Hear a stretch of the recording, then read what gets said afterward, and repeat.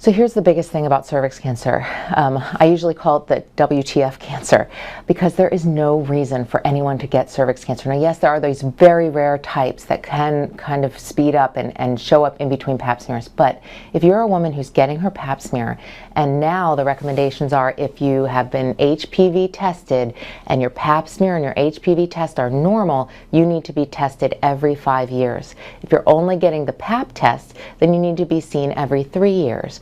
If you haven't ever been screened, you need to be screened. That is your primary prevention. So as important as it is to screen those who are at risk, people who have more partners, people who have no health coverage, those are the people at biggest risk. They need to be screened. And people who have been getting regular paps, now it's going to be a little hard to understand, but if your pap and your HPV test is normal, you can come every 5 years. I think one of the hardest things for me as an oncologist to understand is when I see women who come in with cervix cancer, it's almost harder to talk to them than any other cancer because you know it could have been prevented.